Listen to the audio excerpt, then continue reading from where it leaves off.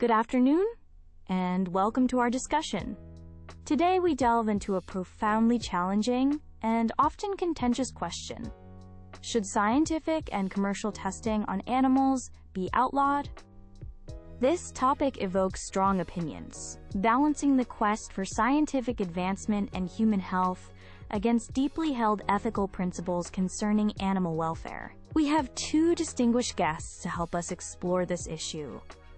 Dr. Ben Carter, a research scientist, argues against a complete ban, emphasizing medical advancements, and Ms. Anya Sharma, an animal rights advocate who will argue for outlawing animal testing, highlighting ethical concerns and alternative methods. Each speaker will present their opening statement, followed by rebuttals, a moderated discussion, and then their concluding remarks. We'll begin with Dr. Carter. Dr. Carter, you have the floor for your opening statement. Thank you, Dr. Vance. The question of animal testing is indeed one that weighs heavily on the scientific community, and we do not approach it lightly. I want to state clearly that no compassionate individual, scientist or otherwise, desires to see animals suffer. However, the stark reality is that animal research has been and continues to be fundamental to many of the most significant medical breakthroughs that protect both human and animal health. Consider vaccines for diseases like polio or measles, or the development of insulin for diabetes. These advancements were made possible through animal studies. Furthermore, treatments for complex conditions such as cancer, cystic fibrosis, and Parkinson's disease rely heavily on understanding biological systems in their entirety, and understanding that, at present, can often only be achieved through research involving animals. It's crucial to understand that this research is not a free-for-all. In the vast majority of scientifically advanced nations, strict regulatory frameworks govern the use of animals in research. These include the Animal Welfare Act and oversight by institutional animal care and use committees, or ethical review boards, which scrutinize research proposals to ensure necessity and minimize harm. We are deeply committed to the principles of the three rupees: replacement, aiming to substitute animal use with alternatives wherever possible; reduction, using the minimum number of animals necessary to obtain scientifically valid results; and refinement, continuously improving experimental techniques and housing conditions to minimize animal distress and enhance their welfare. To advocate for a complete and immediate ban on animal testing is to suggest we halt progress in vital areas of medical research. This would mean foregoing new treatments for devastating diseases, abandoning the development of life-saving drugs, and ultimately compromising human and even animal health in the broader sense, as many veterinary medicines also originate from this research. The complexity of a living organism, with its interconnected systems, cannot yet be fully replicated by computer models or cell cultures alone, especially when studying diseases that affect multiple organs or the entire body. While we strive for a future where animal testing is no longer necessary, we are not there yet, and a premature ban would have severe consequences. Thank you, Dr. Carter. Now we turn to Ms. Anya Sharma for her opening statement. Ms. Sharma? Thank you, Dr. Vance. The core of our argument is simple and profound. Animals are sentient beings. They experience pain, fear, and distress, much like humans do. Therefore, we assert that they possess a fundamental right to be free from suffering intentionally inflicted upon them for human benefit, regardless of how significant that benefit might seem. To subject millions of animals annually to procedures that can include forced exposure to toxic substances, deliberate infliction of injuries, or genetic modification leading to debilitating conditions is an ethical failing of significant proportions. We must question the moral calculus that deems such practices acceptable. Beyond the crucial ethical dimension, there are serious scientific questions about the reliability and translatability of animal models to human biology. Anatomical, physiological, and genetic differences between species mean that results from animal tests often fail to accurately predict human responses. This is not a minor issue. it has significant consequences. History is replete with examples where animal tests were misleading. For instance, Vioxx, an arthritis drug, was deemed safe in animal studies but later withdrawn after causing thousands of heart attacks in humans. Conversely, some substances harmful to animals, like penicillin in guinea pigs, are beneficial to humans. This discrepancy highlights the inherent limitations of interspecies extrapolation. The argument that animal testing is an unavoidable necessity is becoming increasingly outdated with the rapid advancements in alternative, human-relevant testing methods. We now have sophisticated in vitro techniques using human cells and tissues, advanced computer, in silico, modeling, microdosing, human patient simulators, and groundbreaking technologies like organs on a chip. These innovative methods often provide results that are faster, more cost-effective, and, most importantly, more predictive of human outcomes than animal tests. Investing in and mandating the use of these alternatives is not about hindering progress. It's about fostering smarter, more ethical, and more effective science. A complete ban on animal testing would serve as a powerful catalyst, compelling industries and research institutions to fully embrace and accelerate the development and validation of these superior, humane technologies.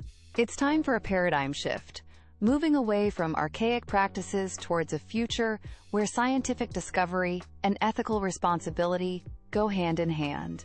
Thank you, Ms. Sharma. We will now move to the rebuttal phase. Dr. Carter, you have the opportunity to respond to Ms. Sharma's points. Ms. Sharma raises important points about alternative methods, and I want to be clear. The scientific community is not opposed to alternatives. In fact, we actively develop and embrace them when they are validated and proven effective for a specific research question. However, the assertion that current alternatives can wholly replace animal testing across all domains of biomedical research is, unfortunately, an overstatement of their current capabilities.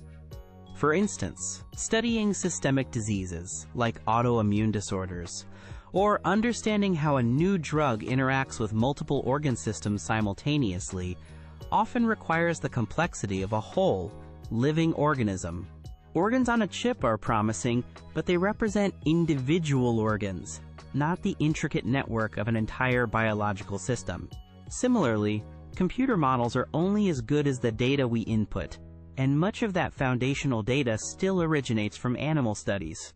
They are valuable tools for screening and reducing animal use, but not yet full replacements for all types of research.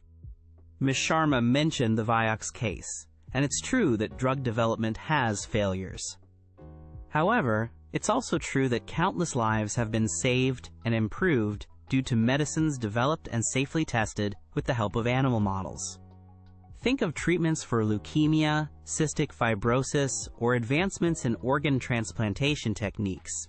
These are directly attributable to responsible animal research. The human lives at stake argument is not made lightly. When we are dealing with potentially life-altering or life-saving interventions, the ethical imperative to ensure safety and efficacy before human trials is immense.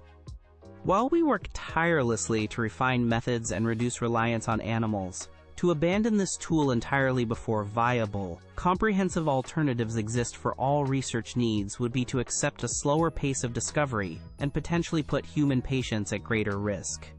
The regulatory oversight, coupled with the 3 rupees, ensures that animal use is not indiscriminate but carefully considered and justified.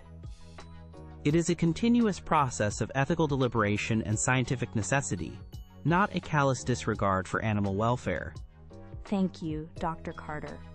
Ms. Sharma, your rebuttal? Dr. Carter speaks of the limitations of alternatives, but let us consider the significant limitations and high failure rate of the current animal-centric model. Statistics consistently show that upwards of 90% of drugs that appear safe and effective in animal tests fail when they reach human clinical trials. This is an astonishingly high failure rate. This not only represents a tremendous waste of resources, financial, scientific, and animal lives, But it also means that potentially life-saving drugs for humans might be mistakenly discarded if they don't perform well in animal models, or harmful drugs proceed to human trials, posing risks to volunteers.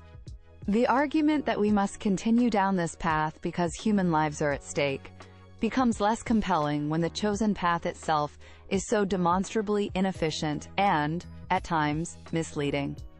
The ethical cost is immense, not just to the animals, but also to the patients waiting for effective treatments that are delayed by this flawed paradigm. Moreover, the conditions under which laboratory animals are kept, often in sterile, unnatural environments, subjected to stress and fear, can significantly skew research results. An animal's physiological and psychological state profoundly impacts its biology, and these confounding factors are often underestimated in their effect on the translatability of the data. The moral imperative, therefore, should be to massively increase investment and focus on developing, validating, and implementing human-relevant, non-animal testing methodologies. If even a fraction of the resources currently poured into animal testing were redirected to these more promising avenues, the advancement of alternatives would accelerate exponentially. It's not a matter of if we can replace animal testing, but when, and that when is determined by our commitment and investment. The 3 rupees are a step, but they often function more as a justification for continued use, rather than a genuine pathway to complete replacement, which must be our ultimate goal. We've heard strong arguments from both sides. Now for a more direct exchange.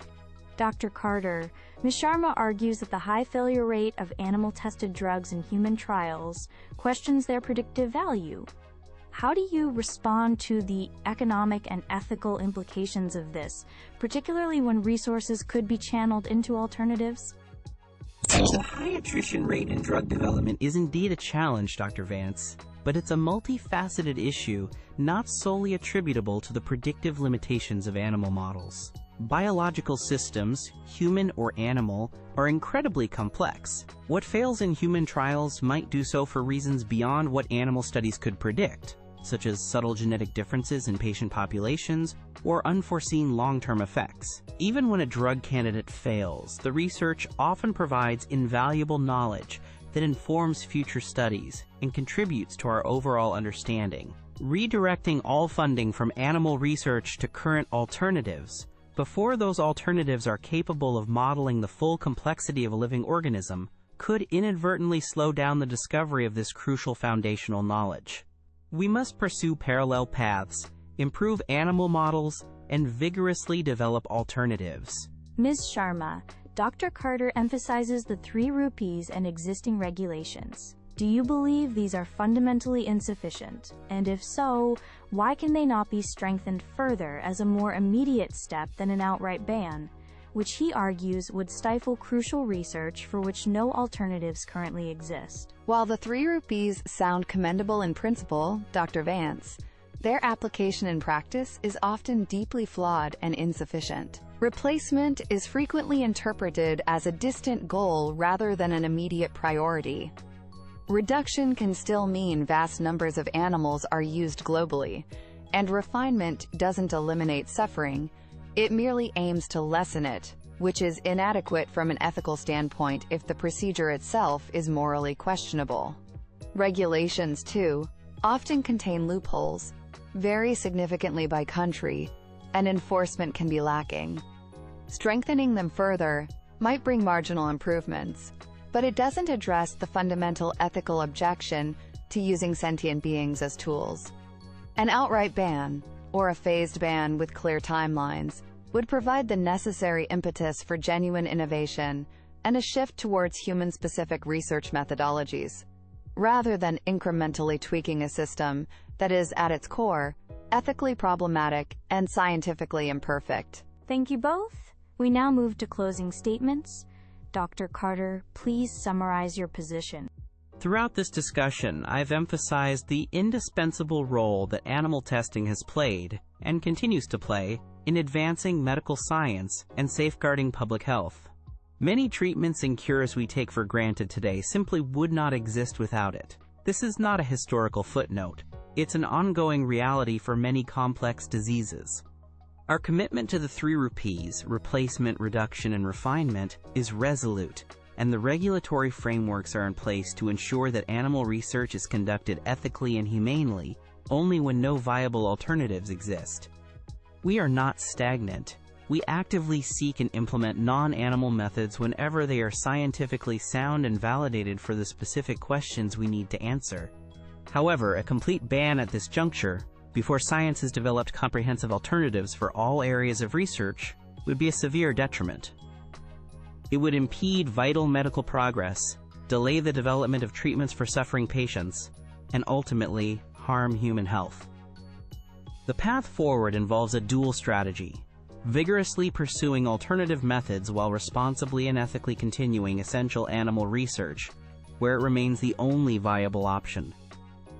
Our goal is a future where animal testing is obsolete, but we must travel there responsibly. Thank you, Dr. Carter. Ms. Sharma, your closing statement? We stand at a moral and scientific crossroads. The central tenet of our position remains that it is ethically indefensible to inflict suffering and death upon sentient animals in the name of research, especially when the scientific validity and translatability of such research are so frequently questionable. The high failure rates of animal-tested drugs in human trials underscore this point. The promise of modern, human-relevant alternatives, from advanced cell cultures to organs on chips and sophisticated computer modeling, is not a distant dream but a present reality that is rapidly evolving. These methods offer pathways to research that are not only more humane, but also potentially more accurate and efficient in predicting human responses. Therefore, we reiterate our call for a comprehensive ban on animal testing. Such a decisive step would be the most powerful catalyst for innovation, compelling the scientific community and industry to fully invest in and accelerate the development and adoption of these superior, non-animal methodologies. It is time to envision and actively build a future where scientific advancement aligns with our deepest ethical values. A future where progress is no longer predicated on the suffering of other living beings. Thank you, Ms. Sharma, and thank you, Dr. Carter, for this insightful and robust discussion on a very challenging topic. Today, we've explored the complex interplay between the urgent need for medical advancement and the profound ethical considerations surrounding animal welfare. The debate clearly highlights the ongoing tension between these critical concerns.